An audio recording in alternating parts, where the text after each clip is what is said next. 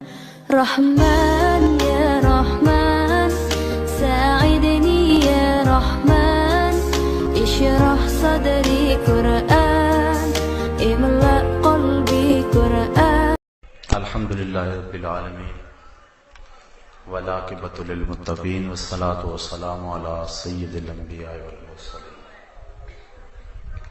قال الله تعالى وتبارك في القرآن المجيد والفرقان الحميد. بسم الله الرحمن الرحيم. ما كان محمد أبا أحد من رجالكم ولكن رسول الله وخاتم النبيين وكان الله بكل شيء عليما. إن الله وملائكته يصلون على النبي يا أيها الذين آمنوا صلوا عليه وسلموا تسليما. الصلاة والسلام عليك يا رسول الله وعلى آلك وأصحابك يا حبيب الله. الصلاة والسلام عليك يا نبي الرحمة وعلى آلك وأصحابك يا راحة العاشقين. تمام حمد و ثنا تعریف و توصیف اللہ جل مجدہ الکریم کی ذات بابرکات کے لیے جو خالق کائنات بھی ہے اور مال کے شہنشاہ بھی. اللہ جل وعلا کی حمد و ثنا کے بعد حضور نبی اکرم شفیع امم رسول محتشم نبی مکرم اللہ کے پیارے امت کے سہارے رب کے محبوب دانائے غیور مالک رقاب امم فخر عرب و عجم والی کون و مکان سیاہ لا مکان سید انس و جان سرور لالا رخان نیر تاباں سرنشین مہوشاں ماہ خوباں شہنشاہ حسینہ تتمہ دوراں سر خیل زہرہ جمالا جلوائے صبح ازل نور ذات لم یزل باعث تکوین عالم فخر آدم و بنی آدم نیر بطحا راستار ما اوہا شاہد ما طغا صاحب علم نشرہ معصوم آمنہ احمد مجتبیٰ حضرت محمد مصطفیٰ صلی اللہ علیہ وسلم کے حضور ناز میں اپنی عقیدتوں ارادتوں اور محبتوں کا خراج پیش کرنے کے بعد واجب الاحترام ذویل احتشام برادران اسلام السلام علیکم ورحمۃ اللہ وبرکاتہ. ماہ صیام رمضان المبارک کا دوسرا جمعۃ المبارک اپنے دامن میں روشنیاں لیے جلوہ فراز ہے. اللہ اس ماہ نور کی برکتیں ہم سب کو نصیب فرمائے. مسئلہ ختم نبوت اور رد مرزائیت کے حوالے سے آج کچھ ضروری اور اہم باتیں آپ کے گوش گزار کرنے کی کوشش کروں گا. اللہ تعالیٰ میری زبان پہ کلمۃ الحق جاری فرمائے. سورۃ الاحزاب میں ارشاد فرمایا گیا ما کان محمد ابا احد من رجالکم ولکن رسول اللہ وخاتم النبیین کہ محمد صلی اللہ علیہ وآلہ وسلم تم مردوں میں سے کسی کے باپ نہیں ہیں، وہ اللہ کے رسول اور آخری نبی ہیں. سلسلہ نبوت کا نقطہ اختتام ہے. آخری رسول آخری نبی ہیں. بے شک اللہ ہر شے کو جاننے والا ہے. 14 صدیوں سے آج تک امت اس بات پہ متفق ہے، کوئی دوسری رائے موجود نہیں ہے کہ حضور آخری نبی ہیں. حضور کے بعد کوئی نبی نہیں آ سکتا، نہ تشریعی نہ غیر تشریعی، نہ ذلی نہ بروزی. نبوت کا دروازہ قطعاً بند ہے. وحی کا سلسلہ منقطع ہو چکا ہے. حضور نبی رحمت صلی اللہ علیہ وآلہ وسلم وہ آخری رسول ہیں جن کے بعد نہ کسی رسول کی گنجائش ہے نہ کسی نبی کی گنجائش ہے. حضرت امام ابن کثیر نے اس آیت کریمہ کی تشریح میں لکھا فَهَذِهِ الْآيَةُ نَصٌّ فِي أَنَّهُ لَا نَبِيَّ بَعْدَهُ، یہ آیت اس بات پہ نص ہے کہ حضور کے بعد کوئی نبی نہیں ہوگا۔ پھر فرماتے ہیں جب حضور کے بعد نبی نہیں ہوگا تو پھر رسول کیسے ہو سکتا ہے؟ یہ بطریق اولا ثابت ہوتا ہے فلا رسول بعدہ، حضور کے بعد کوئی رسول بھی نہیں ہوگا۔ اللہ تعالیٰ نے قرآن مجید کی حفاظت اپنے ذمہ کرم پہ لی۔ باقی کتابیں جو ہیں وہ بھی تو اللہ کی منزل کتابیں ہیں، تورات، زبور، انجیل، مختلف صحیفے، ان کی حفاظت اللہ نے اپنے ذمہ کرم پہ نہیں لی، جبکہ وہ بھی کتابیں اللہ کی ہیں، کلام اللہ کا ہے۔ قوم نے تحریف کی، تغیر و تبدل کر دیا، رد و بدل کر دیا۔ قرآن میں تغیر ممکن نہیں ہے، تحریف نہیں ہو سکتی، ایک زیر اور زبر کو بھی نہیں بدلا جا سکتا۔ پچھلے کتنے نبی تھے جن کو شہید کر دیا گیا؟ بنی اسرائیل نے 70 نبیوں کو قتل کیا۔ اللہ نے حضور علیہ السلام کی حفاظت اپنے ذمہ کرم پہ لی۔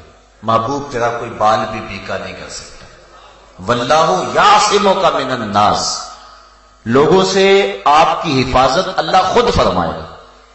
باقی نبیوں کی حفاظت کیوں نہ ہوئی اور انہیں شہید کر دیا گیا، اور حضور کی حفاظت اپنے ذمہ کرم پہ اللہ نے کیوں لی؟ اس کا سادہ سا جواب ہے، کوئی نبی شہید کر دیا جاتا ہے، کوئی بات نہیں، نیا نبی آئے گا اور اللہ کے حکم اور پیغام کو لوگوں تک پہنچانے کا فریضہ ادا کرے گا۔ لیکن حضور کے بعد کوئی نبی نہیں ہے، اس لیے حضور کی حفاظت کی تاکہ یہ نبوت کے کام کا اتمام کرے۔ حضور کے بعد کوئی شریعت نہیں ہے، حضور کی شریعت کے بعد۔ اسی طرح قرآن کے بعد کوئی کتاب نہیں ہے۔ فَبِأَيِّ حَدِيثٍ بَعْدَهُ يُؤْمِنُونَ، کہ قرآن کے بعد اب کس پہ ایمان لاؤ گے؟ یہ آخری کتاب ہے، اس لیے اگر اس میں بھی تحریف راہ پا جاتی ہے تو لوگوں کے لیے ہدایت کے چشمے سوکھ جاتے ہیں۔ اس لیے قیامت تک یہ باقی رہے گی تاکہ ہدایت کے متلاشیوں کے لیے یہ نور روشنی بانٹتا رہے۔ اس لیے اللہ تعالیٰ نے اس کتاب کو قیامت تک کے لیے باقی رکھا، اور اس میں تحریف راہ نہیں پا سکتی کیونکہ کوئی اور کتاب ہی نہیں آئے گی۔ حضور علیہ السلام کی حفاظت کی کیونکہ کوئی اور رسول نہیں آئے گا۔ تو قرآن مجید کی حفاظت اللہ کا اپنے ذمہ کرم پہ لینا اور حضور علیہ السلام کی حفاظت اپنے ذمہ کرم پہ لینا، یہ ختم نبوت کی واضح اور بین دلیلیں ہیں۔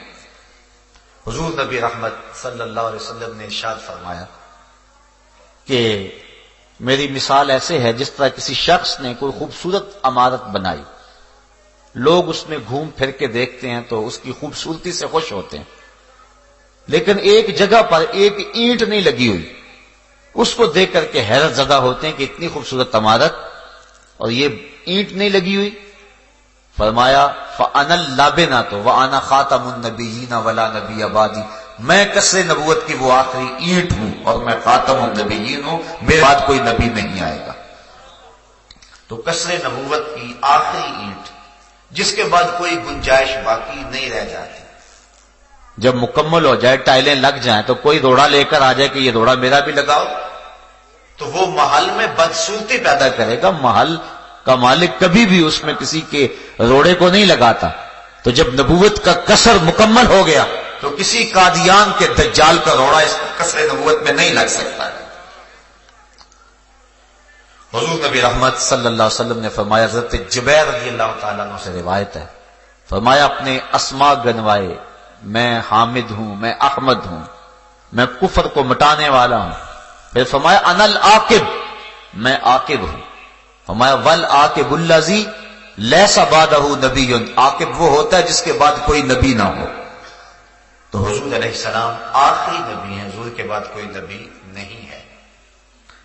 حضرت ابو امامہ الباہلی رضی اللہ تعالی عنہ کو حضور نے فرمایا وَأَنَا آخِرُ الْأَنْبِيَاءِ وَأَنْتُمْ آخِرُ الْأُمَمِ، میں آخری نبی ہوں اور تم آخری امت ہو، میرے بعد نبی کوئی نہیں، تمہارے بعد امت کوئی نہیں۔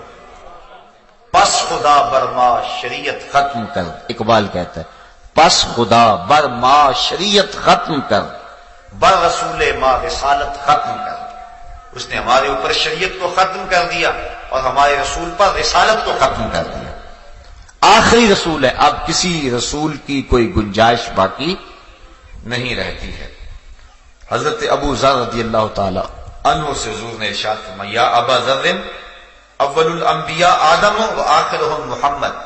ابو ذر سن لو، پہلا نبی حضرت آدم ہے اور آخری نبی محمد عربی صلی اللہ علیہ وسلم.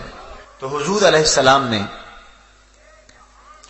نبوت کے دروازے کو بند کر دیا، بلکہ فرمایا لو کانا بعدی نبیا لکانا عمر. اگر میرے بعد کسی کے سر پہ نبوت کا تاج سجنا ہوتا تو وہ عمر بن خطاب کے سر پہ سجتا، لیکن چونکہ میرے بعد نبی کوئی نہیں لہذا وہ نبی نہیں ہے. حضور علیہ السلام کے فرزند حضرت ابراہیم علیہ السلام کا انتقال ہوا. حضرت ابراہیم جب وفات پا گئے تو حضور علیہ السلام سخت افسردہ تھے. پھر مدح کرتے ہوئے اپنے بیٹے کی فرمایا لو آشا کان صدیقا نبیا. اگر میرا بیٹا ابراہیم زندہ رہتا تو اللہ کا سچا نبی ہوتا. اس کا مفہوم علماء نے یہ بیان فرمایا ہے کہ چونکہ نبوت کا سلسلہ باقی نہیں رہنا تھا اس لیے حضور علیہ السلام کا فرزند زندہ نہیں رہا، تاکہ باقی نبیوں کے فرزند نبی ہوئے ہیں.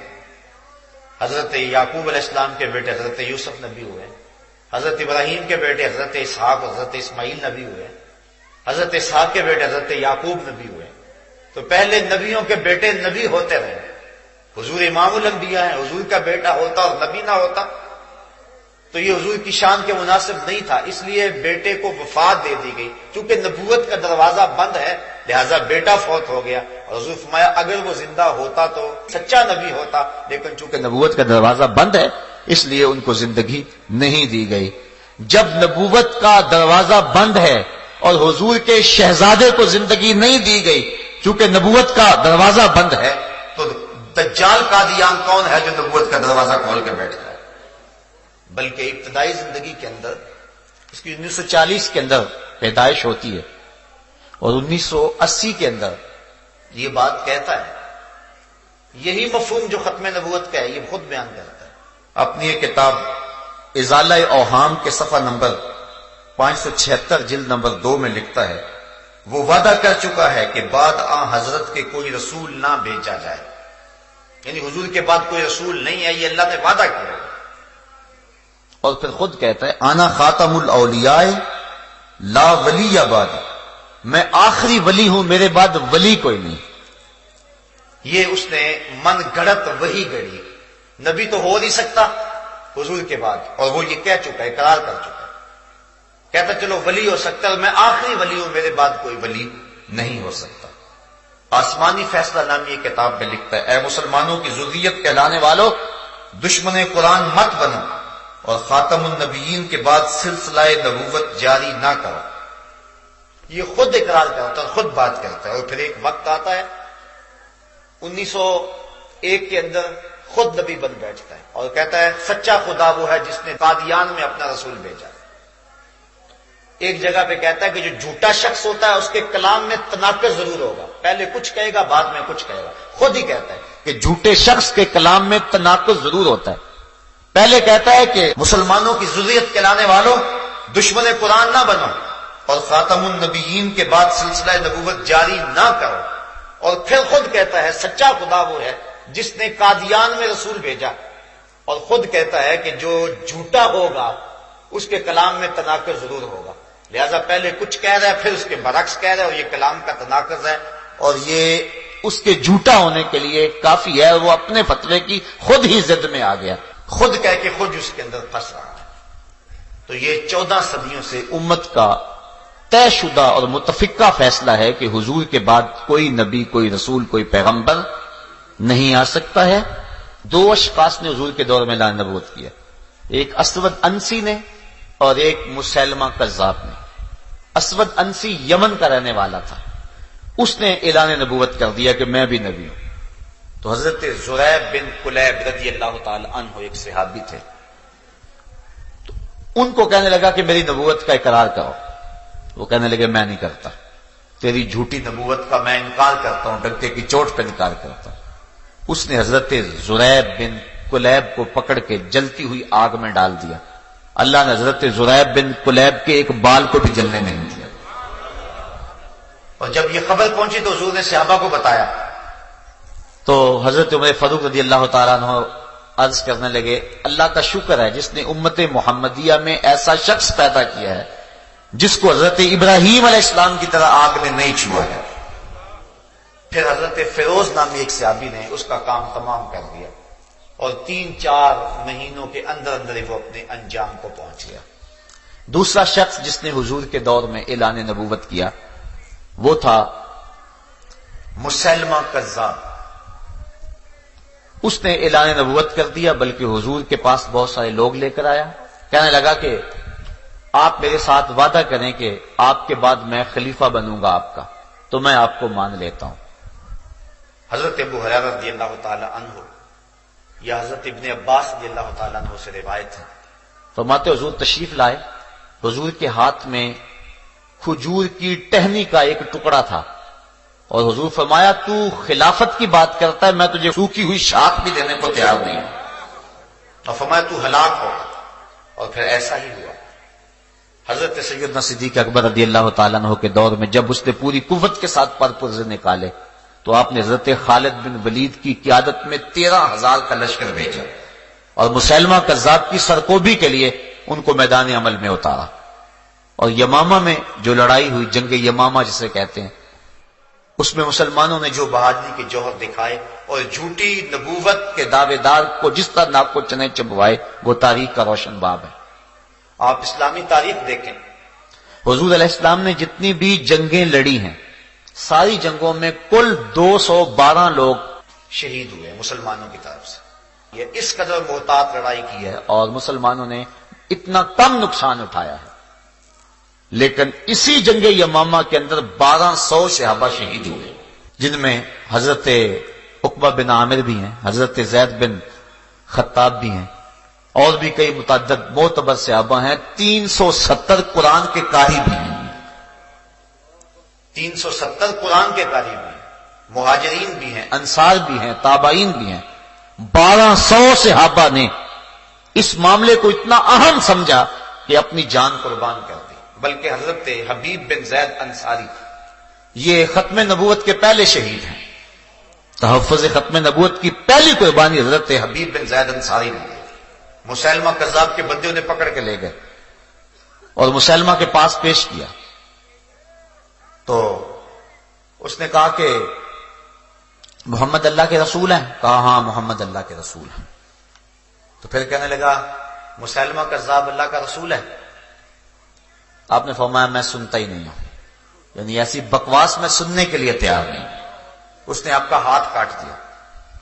پھر کہا محمد اللہ کے رسول ہیں؟ کہا محمد اللہ کے رسول ہیں۔ کہا مسلمہ اللہ کا رسول ہے؟ کہا میں سنتا ہی نہیں ہوں۔ اس نے دوسرا ہاتھ کاٹ دیا۔ پھر اس نے کہا کہ مسلمہ اللہ کا رسول ہے؟ کہا میں نہیں سنتا۔ پھر پاؤں کاٹ دی۔ پھر کہا کہ مسلمہ اللہ کا رسول ہے؟ آپ نے کہا میں سننا ہی نہیں چاہتا۔ دوسرا پاؤں کاٹ دیا۔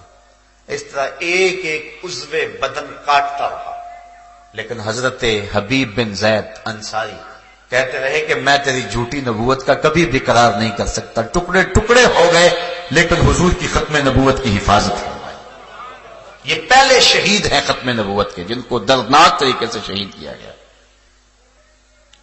حضرت عبداللہ بن مخرمہ رضی اللہ تعالی عنہ یہ بھی جنگ یمامہ کے شہید ہیں، ختم نبوت پہ اپنی جان وارنے والے۔ اللہ اکبر۔ انہوں نے اللہ سے یہ عرض کی تھی کہ مالک اتنی دیر تک مجھے شہادت نہ دینا جب تک میرے جوڑ پہ زخم نہ آ جائے، اس راستے میں لڑتے ہوئے ہر جوڑ پہ جب تک زخم نہ آئے مجھے شہادت نہ دینا۔ پھر ان کا پورا جسم اور جسم کا ہر جوڑ زخموں سے چور ہو گیا۔ حضرت عبداللہ ابن عمر رضی اللہ تعالیٰ عنہ فرماتے ہیں کہ میں نے دیکھا کہ حضرت عبداللہ بن مخرمہ جو ہے وہ پڑے ہوئے، تو انہوں نے کہا کہ روزہ داروں نے روزے کھول لیے؟ میں نے کہا ہاں کھول لیا۔ تو کہنے لگے میرے لیے بھی کچھ لے کر آؤ۔ چونکہ روزے سے تھے، پورا جسم زخمی ہے، جوڑ پہ زخم ہے۔ کہا کہ روزے داروں نے روزے کھول لیے تو میرے لیے بھی کچھ لے کے آؤ. کہتے میں ایک کنویں میں گیا اور ڈول پانی کا نکالا. جب میں لے کر پہنچا تو حوریں انہیں جام جنت پلا چکی تھی اور وہ مال کے حقیقی سے جا ملے تھے. اس راستے کے اندر لوگوں نے کسی قربانی سے گریز نہیں کیا ہے. حضرت خالد بن ولید نے تابڑ توڑ حملے کیے لیکن کام بن نہیں رہا تھا چونکہ وہ 30,000 کا لشکر لے کے مسلمانوں کے مقابلے میں تھا اور وہ بڑے جگرے کے ساتھ لڑ رہے تھے. تو پھر حضرت سیدنا صدیق اکبر رضی اللہ تعالیٰ عنہ کو لکھا تو آپ نے فرمایا کہ تم اپنا شعار یا محمدہ ہو کرو تو تمہیں فتح ہو. البدایہ بن نہایا کے لفظ کہ پھر مسلمان اس دن جب نعرہ مارتے تھے تو یہ نعرہ مارتے تھے یا محمدہ ہو. وکانا شعار المسلمین یومئذ یا محمد ہو. اس دن مسلمانوں کا شعار اور مسلمانوں کا نعرہ ہی یا محمد تھا. اتنا جوش پیدا ہوا کہ مسلمہ کذاب کے ٹکڑے ٹکڑے کر کے رکھ دیے. حضرت واشی جنہوں نے حضرت امیر حمزہ کو قتل کیا تھا وہ کہتے ہیں مجھے ساری زندگی اس کا پچھتاوا رہا. حضور کے سامنے نہیں بیٹھتا تھا. حضور میرے سامنے نہ بیٹھا کرو چچا یاد آتے ہیں. تو کہا میں نے کہا کوئی موقع ملے تو اس کا کفارہ ادا کروں. تو کہا کہ میں نے وہ برچھی لے کر کے وہ جو حربہ تھا جس سے حضرت امیر حمزہ کو شہید کیا تھا میں نے اس کے کفارے میں اس کو تاک کر کے اس کے پیٹ میں مارا اور اس کے پیٹ سے وہ برچھی وہ حربہ گزر گیا اور اس طرح انہوں نے جو ہے وہ مسلمہ کذاب کو قتل کرنے کی سعادت حاصل کر لی. تو مسلمہ کذاب مارا گیا. تو اس دن ختم نبوت کے مجاہدین کا جو نعرہ تھا وہ یا محمدہ ہو تھا. تو اس بات سے یہ بات سمجھ میں آتی ہے اگر ختم نبوت کے باغیوں کو ختم کرنا ہے اور تخت و تاج ختم نبوت کی حفاظت کرنی ہے تو پھر یا محمد کے نعرے لگانے پڑیں گے. تب امت کے اندر وہ جذبہ پیدا ہوگا. اور آپ 53 کی تاریخ دیکھ لیں یہی نعرہ تھا جس نے قوم میں جذبہ پیدا کر دیا. ہمارے اسلاف نے بھی اس راستے میں قربانیوں کی ایک لمبی داستان رقم کی اور بعد میں آنے والوں نے بھی اس سلسلے کے اندر اپنی محبتوں کے نذرانے اور اپنی جانوں کے نذرانے پیش کیے. یہ تحریک جو چلی ہے 1953 کی اس میں 10,000 لوگوں نے اپنی قربانی پیش کی. 10,000 لوگوں نے. بلکہ ایک عورت اپنے بیٹے کی بارات لے کے جا رہی تھی لاہور کے اندر کہ تڑ تڑ گولیوں کی آواز آئی. اس نے روک کے پوچھا یہ کیا ماجرا ہے؟ کہا ختم نبوت کے جانثار اپنی قربانیاں پیش کر رہے ہیں اور وہ گلے کھول کھول کے سینے پہ گولیاں کھا رہے ہیں. اس نے بارات کو وہیں روکا اور سب سے معذرت کی اور اپنے بیٹے کو کہا کہ بارات واپس جانے لگی ہے میں یہ سیرا اتار کے تجھے شہادت کا سیرا پہنانا چاہتا ہوں اور اتنی دیر تک دودھ معاف نہیں کروں گی جتنی دیر تک محمد عربی کی ناموس میں قربانی نہیں پیش ہو. اور پھر دنیا نے دیکھا کہ پھر اس بچے کی لاش جو ہے وہ وہاں سے اٹھائی گئی ہے وہ شہادت کا دولہا بن کے گھر میں پلٹتا ہے. تو یہ تاریخ ہے ہماری. علامہ عبدالستار خان نیازی علیہ الرحمہ نے کون سی قربانیاں پیش نہیں کی ہیں؟ وہ جب شیر دھاڑتا تھا تو سینوں کے اندر کلیجے کانپتے تھے. جب نواب آف کالا باغ نے اس راستے کو روکنا چاہا علامہ نیازی کو لالچ بھی دیے دھمکیاں بھی دی تو مسجد وزیر خان کے اندر آپ نے خطاب کرتے ہوئے کہا تھا او نواب آف کالا باغ تیری لمبی لمبی مونچھوں سے بغاوت تو ہو سکتی ہے محمد عربی کی کالی کالی زلفوں سے بغاوت نہیں ہو سکتی ہے. اور وہ تاریخ کی داستان رقم کی کہ رہنے والوں کے لیے مثال بن گئی. تو اس طرح منکرین ختم نبوت کی سرکوبی ہر دور میں ہوتی رہی. سجا نامی ایک عورت نے اعلان نبوت کیا بعد میں وہ طائب ہو گئی. مختار سقفی نے اعلان نبوت کیا. حضرت عبداللہ ابن زبیر نے سن 67 کے اندر اس کا سر اتارا. متنبی نے اعلان نبوت کیا بعد میں اس نے اس سے توبہ کر لی رجوع کر لیا. مختلف ادوار میں مختلف لوگ نبوت کا جھوٹا دعویٰ کرتے رہے. اللہ کے محبوب علیہ السلام نے ارشاد فرمایا سیکون فی امتی کذابون ثلاثون كلهم يزعم انه نبی وانا خاتم النبیین ولا نبی بعد. فرمایا میری امت میں 30 دجال ہوں گے اور سارے یہ کہیں گے گمان کریں گے کہ میں نبی ہوں. فرمایا میں آخری نبی ہوں میرے بعد کوئی نبی نہیں ہے. 29 दज्जालों में ایک دجال مرزا قادیانی ہے جس نے جھوٹی نبوت کا ڈھونگ رچایا اور امت کو سخت مسترد کیا. اس صدی کا سب سے بڑا فتنہ مرزا قادیانی کا فتنہ ہے. اس کے باپ دادا انگریزوں کے وفادار تھے اور امت کو ٹکڑے ٹکڑے کرنے کے لیے، جسد امت پہ چرکے لگانے کے لیے، زخم کرنے کے لیے جھوٹی نبوت کا ڈھونگ رچایا گیا. ہم تاریخ پڑھتے ہیں تو 3 لوگوں سے انٹرویو لیا گیا لیکن یہ کامیاب ٹھہرا. پھر پہلے جو کہتا تھا اے مسلمانوں کی ضروریت کہلانے والوں، دشمن قرآن نہ بنو اور خاتم النبیین کے بعد سلسلہ نبوت جاری نہ کرو، وہ خود قادیان کا رسول بن بیٹھا اور اس نے قادیان کو مکہ اور مدینہ کی طرح کی بستی قرار دے دیا اور اپنی بیویوں کو معاذ اللہ ام المومنین قرار دے دیا اور اپنی ناپاک اولاد کو سادات قرار دیا اور اپنی بیٹیوں کو سیدہ فاطمہ الزہرا کے مثل قرار دیا اور معاذ اللہ اپنے پلیت ماننے والوں کو اس نے جو ہے وہ اصحاب قرار دیا اور اپنے ناپاک خلفاء کو خلفائے راشدین قرار دیا. اس طرح اس نے امت کے اندر فتنے بپا کیے اور ناپاک بستیوں کو مکہ اور مدینے کے برابر قرار دیا. اللہ تعالیٰ نے اس کے شر سے امت کو محفوظ فرمانا تھا. 1840 کے اندر یہ پیدا ہوا اور 1880 سے لے کر 1891 تک حیات مسیح کا منکر رہا. اس کے بعد پھر اس نے ملہم من اللہ ہونے کا اعلان کر دیا، مسیح موعود ہونے کا اعلان کر دیا، مہدی موعود ہونے کا اعلان کر دیا. 1890 میں پیر مہر علی شاہ رحمۃ اللہ تعالی علیہ حج پہ گئے. حضرت حاجی امداد اللہ مہاجر مکی علیہ رحمہ سے وہاں ملاقات ہوئی. پیر صاحب کو دیکھ کر فرمانے لگے پیر صاحب آپ حج پہ آئے ہوئے ہیں، واپس جائیں، ہندوستان میں ایک فتنہ اٹھنے والا ہے جس کی سر کو بھی آپ کریں گے. اور حضرت پیر صاحب فرماتے ہیں میں سویا خواب میں حضور کی زیارت نصیب ہوئی اور آقا کریم علیہ السلام نے فرمایا کہ تعویلات فاسدہ کے مقراض سے قادیان کا دجال میری حدیثوں کے ٹکڑے کر رہا ہے اور تم یہاں بیٹھے ہوئے. تو حضرت پیر صاحب فرماتے ہیں کہ میں آیا اور آ کر کے جو ہے اس کی خبر لے. اعلی حضرت امام اہل محبت نے سب سے پہلے مرزا قادیانی کے حفوات پر کفر کا فتویٰ دیا اور 5 رسائل لکھے اور پیر صاحب نے شمس الہدایہ کے نام سے ایک کتاب لکھی. پھر مرزا قادیانی نے اس کے جواب کے اندر شمس بازرہ کے نام سے اپنے ایک مرید اور خلیفے سے کتاب لکھوائی. پیر صاحب نے اس کے مقابلے میں پھر سیف چشتیائی لکھی. آج تک اس کے کئی ایڈیشن چھپ چکے ہیں. مرزائیوں کو آج تک اس کتاب کے جواب دینے کی ہمت پیدا نہیں ہوئی. یہ حضرت پیر میر علی شاہ صاحب کی زندہ کرامت ہے کہ آج تک سیف چشتیائی کا جو ہے وہ جواب نہیں ہو سکا ہے. مرزا قادیانی نے جب 1901 میں نبوت کا اعلان کیا، پہلے وہ مسیل مسیح بنا، مہدی موعود بنا، ملہم من اللہ بنا، کئی اس نے رنگ بدلے، ذلی، بروزی، غیر تشریح نبی، امتی نبی، کئی روپ دھارے.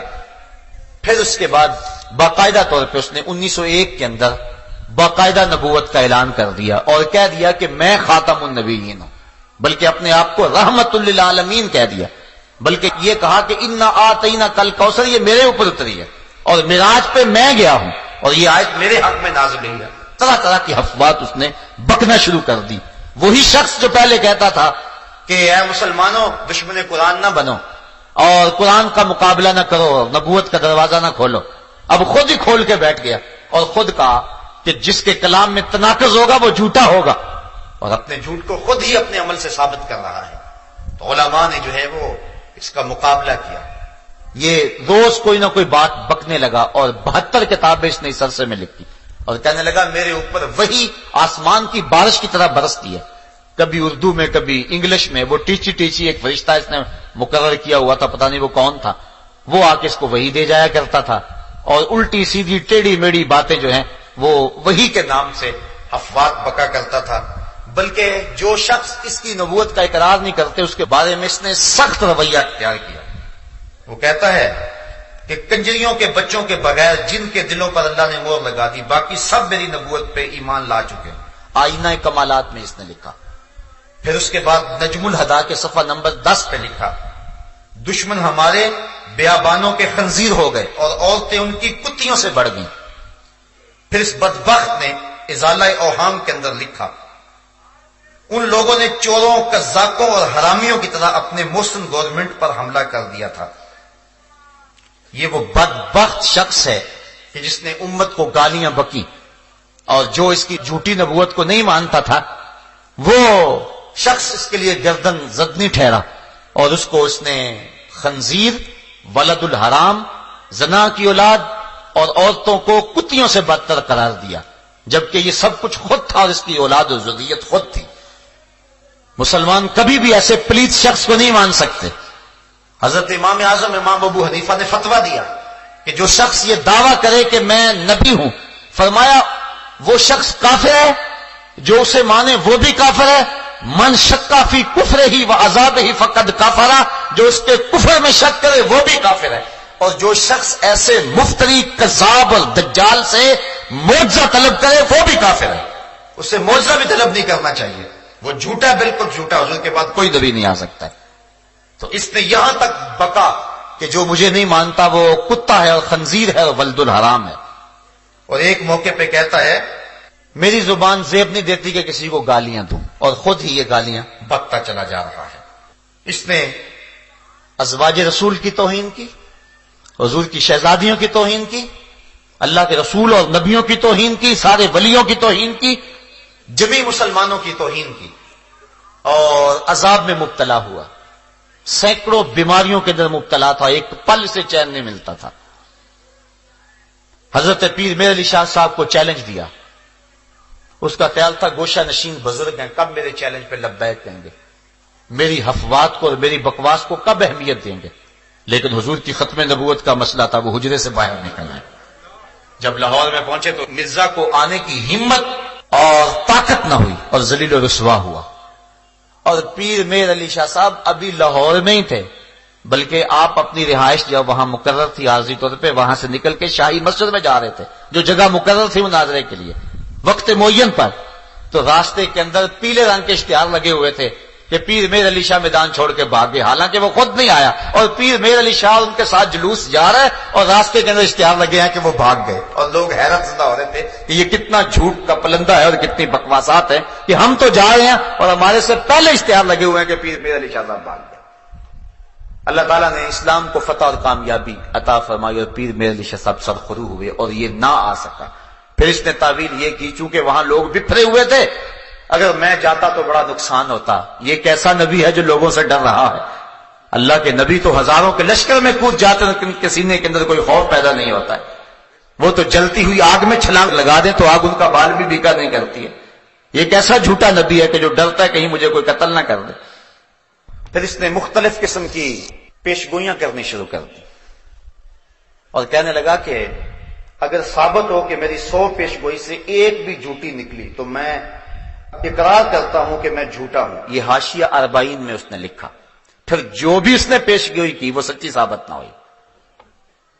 ہوا اس طرح کہ 1891 میں اس کا ایک قریبی عزیز تھا احمد بیگ، اس کی ایک بیٹی تھی محمدی بیگم، اس پہ اس کی نظر پڑ گئی اور پھر اس نے اپنی طرف سے من گھڑت وہی گڑی کہ محمدی بیگم کا میرے ساتھ نکاح قرار پا گیا ہے اور ہر صورت میں وہ میرے نکاح میں آئے گی، اور یہ اس نے احمد بیگ ہوشیار پوری کو خط لکھا، لیکن وہ ایسے بدبخت سے اپنی بیٹی کا نکاح کیسے کر سکتے تھے؟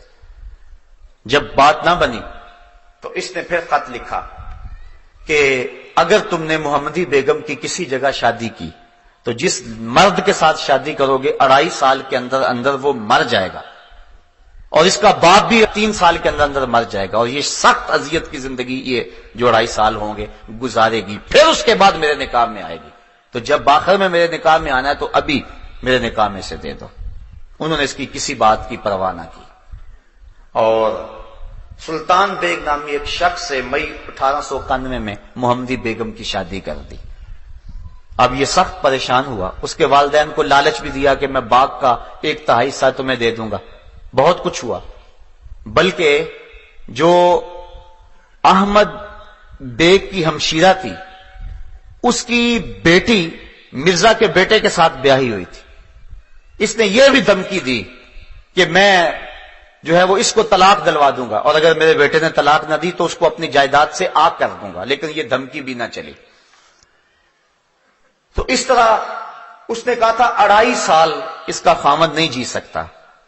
اللہ کی توفیق سے محمدی بیگم کا خامند نکاح کے بعد مسلسل 40 سال تک زندہ رہا اور محمدی بیگم 58 سال تک زندہ رہی اور اس کا باپ بھی 20 سال زندہ رہا. اب مرزا پھر پریشان ہو گیا کہ میری پیش گوئی تو خراب ہوگی اور میرے ماننے والے کہیں لڑکھڑا نہ جائیں. اس نے ایک ہیلا کیا کہ 2 بکریاں کہیں سے منگوائیں اور ان کو ذبح کیا. کہا یہ محمدی بیگم کے شوہر اور اس کے باپ کی جگہ پہ میں نے قربان کی ہیں, وہ نہیں مرے تو ان کی جگہ پہ میں نے ان کو قربان کیا ہے. لیکن اس کے جھوٹے معتقد پھر بھی اس کو نبی مانتے رہے. لیکن اس نے کہا کہ اس کے باوجود ایک وقت آئے گا کہ محمدی بیگم میرے نکاح میں آئے گی, ہمارا نکاح آسمان پہ ہو گیا ہوا ہے. لیکن پھر وہ مر گیا. لیکن محمدی بیگم بعد میں بھی عرصہ دراز زندہ رہی اور اس ظالم کے نکاح میں نہ آئی. تو اس کی یہ جھوٹی پیش گوئی بھی جو ہے وہ لوگوں کے سامنے آ گئی. 1893 میں ڈپٹی عبداللہ آتھم ایک عیسائی پادری تھا, اس کے ساتھ اس نے 15 دن کے لیے مسلسل مناظرہ کیا.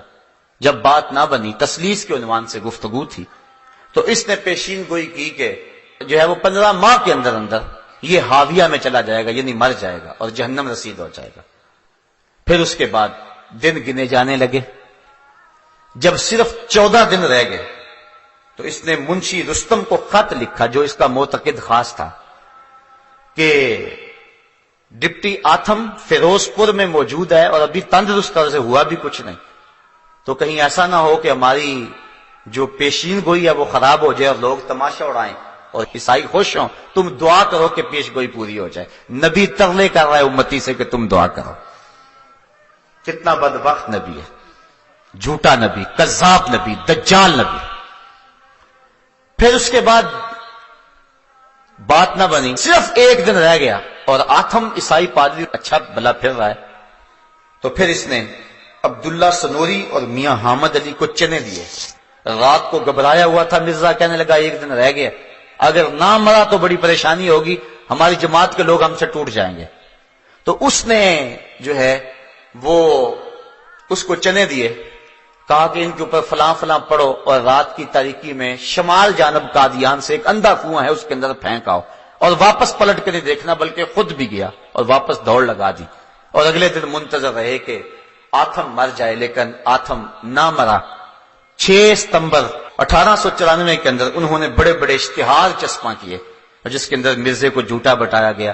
تو وہ تو نہ مرا, الٹا یہ ہو گیا کہ کئی مسلمان جو ہیں وہ عیسائی ہو گئے, بالخصوص جنہوں نے وہ مناظرہ رکھا ہوا تھا وہ 3 لوگ جو ہیں وہ عیسائی ہو گئے. اس طرح اس نے جو ہے وہ اسلام کو بھی رسوا کیا اور خود بھی رسوا ہوا. پھر اس نے ایک نئی پیش گوئی گھڑی, کہنے لگا کہ 1887 کے اندر میرے ہاں ایک بیٹا پیدا ہوگا جو بڑا متبرک اور بابرکت ہوگا, اور اس کی بڑے فضائل بیان کیے. لیکن پھر 1887 کے اندر بیٹے کی بجائے بیٹی پیدا ہو گئی. اب پریشان ہو گیا. پھر اس کے بعد کہنے لگا میں نے یہ نہیں کہا تھا کہ ابھی پیدا ہوگا, 9 سال کے اندر اندر پیدا ہو سکتا ہے. پھر بیٹا پیدا ہوا 1887 کے اندر, نام اس کا بشیر احمد رکھا, لیکن وہ صرف 1 سال کے بعد مر گیا. پھر لوگ پریشان ہوئے تو کہنے لگا کہ لازمی نہیں کہ یہ بیٹا ہے, میری مراد کوئی اور بیٹا تھا. پھر اس کے بعد 1899 میں ایک بچہ پیدا ہوا اس واقعہ کے 12-13 سال بعد, اور پھر اس پر بڑی خوشی منائی گئی, اس کا نام مبارک رکھا گیا. اور اس طرح کہا گیا کہ یہ وہی بیٹا ہے جس سے بڑی برکتیں ظاہر ہوں گی. اللہ کا کرنا ہوا 1907 کے اندر وہ بچہ بخار میں مبتلا ہو گیا. 9 دن تک مسلسل بخار رہا. اب اس کے بارے میں بڑی پیشگوئیاں کی ہوئی تھی, اب وہ قریب المرگ ہو گیا. حکیم نور الدین کو بلوایا گیا جو اس کا بعد میں خلیفہ بھی بنا. تو مرزا نے دیکھا تو اس کی چونکہ نبض ٹھنڈی ہو گئی تھی تو جسم کی گرمی کم ہو گئی، تو اتنی دیر تک حکیم نور الدین آ گیا، اس نے نئی وحی گڑھ لی، کہنے لگا کہ مجھے ابھی ابھی وحی آئی ہے کہ مبارک کا بخار اتر گیا۔ تو حکیم نور الدین نے آگے بڑھ کے جب نبض پہ ہاتھ رکھا تو نبض اتر چکی تھی۔ کہنے لگا حضرت یہ تو جا رہا ہے، رخصت ہو رہا ہے، آپ جلدی سے کستوری لائیں۔ وہ کستوری لینے گئے تو ابھی وہ دروازہ کھول ہی رہے تھے، تالا کھول ہی رہے تھے کہ بڑی حسرت سے حکیم نور الدین نے کہا کہ حضرت اس کی تو روح پرواز کر گئی ہے۔ اس نے ابھی ابھی بیچارے نے وہی گڑی تھی کہ ابھی میں نے دیکھا ہے کہ 9 دن کے بعد اس کا بخار ٹوٹ گیا، حالانکہ وہ بخار نہیں ٹوٹا تھا، اس کی جو ہے وہ روح نکل گئی تھی جس کی وجہ سے وہ اس کا جسم ٹھنڈا پڑ رہا تھا۔ تو اس نے کہا بخار اتر گیا۔ حکیم نور الدین نے بانڈا پھوڑ دیا، کہا بخار نہیں اترا، بیچارہ ویسے ہی مر گیا۔ تو اس طرح اس کی یہ پیشین گوئی بھی جو ہے وہ خراب ہو گئی، وہ ذلیل الرسوا ہو گیا۔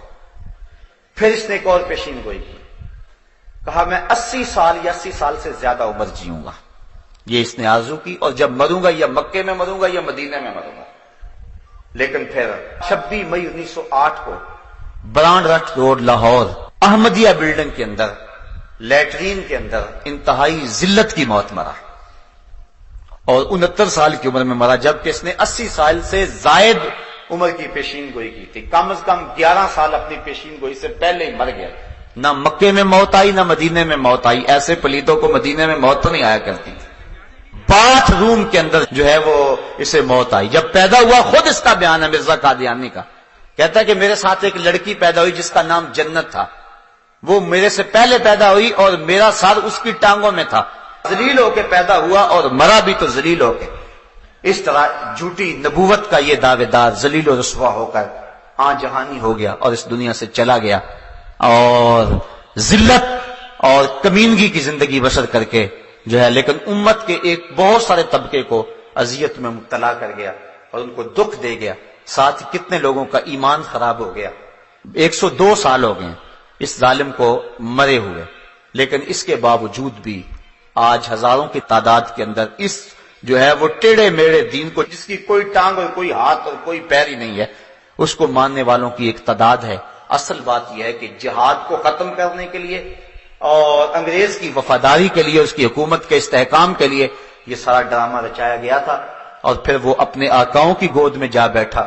مرزا طاہر بھی، مرزا مسرور بھی، سارے جو ہے وہ ان کی گود میں بیٹھے اور ان کی ایٹ پہ یہ پل رہے ہیں، اور آج بھی لوگوں کو دولت اور بیرون ملک کا لالچ دے کر کے وہ اسلام اور دین سے منحرف کرتے ہیں۔ ایک محتاط اندازے کے مطابق پاکستان کے اندر 1 سال کے اندر 10,000 لوگ مرزئی ہو جاتے ہیں، جو بیرون ملک کے چکر کے اندر اپنے آپ کو مرزئی لکھ دیتے ہیں۔ مرزئی ختم نبوت کا باغی ہے، مرزئی رسول اللہ کا دشمن ہے۔ کل قیامت کے دن کیا جواب دیں گے رسول کریم کے سامنے کہ چند ٹگوں کے لیے اپنے آپ کو مرزئی لکھ دیے۔ بعض لوگ کہتے ہیں چلو جی ہم جا لیں پھر اس کے بعد صحیح ہو لیں گے۔